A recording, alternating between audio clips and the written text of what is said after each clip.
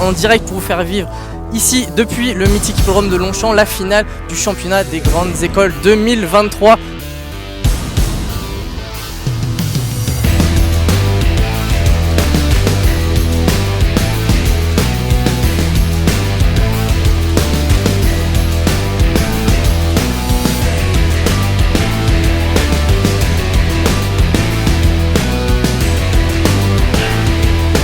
La passerelle entre le club des Gentleman Riders et des Cavalières et des grandes écoles, parle-nous un petit peu de ces valeurs communes. Les valeurs communes, c'est d'abord le respect du cheval. Et vous savez qu'il y a un animal qui est le plus beau au monde, c'est le cheval, il est élégant. Alors vraiment par respect pour le cheval, la première des premières valeurs, c'est l'élégance. Un immense respect des jockeys parce qu'on a envie de faire aussi bien qu'eux et en fait on les imite de très loin. Mais c'est aussi le respect des jockeys. Les amateurs, en montant bien, c'est une façon de respecter les jockeys qui font un métier extrêmement dur.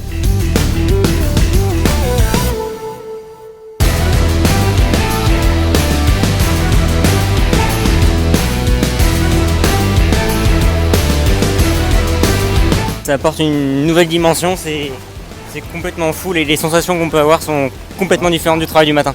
Enfin, prendre du plaisir pendant la course, faire de notre mieux et puis voilà quoi.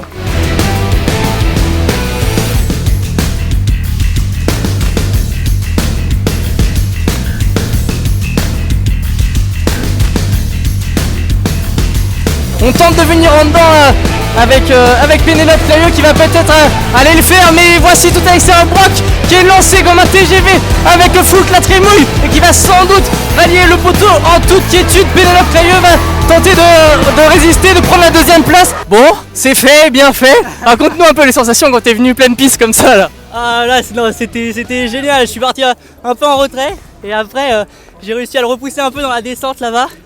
Oh, il était super, je lui demandais quelque chose, il y était tout de suite. C'était génial. Incroyable, ça donne envie de le refaire.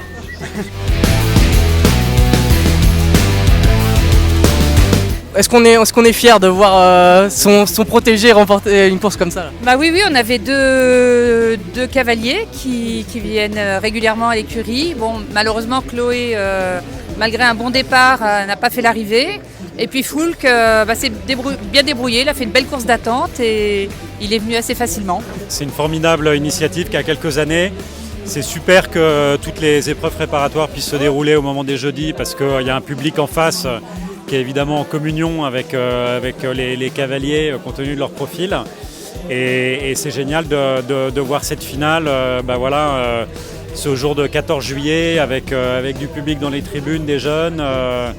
Sur la grande piste, l'ISA 0, donc là ils ont vécu des émotions à mon avis inoubliables.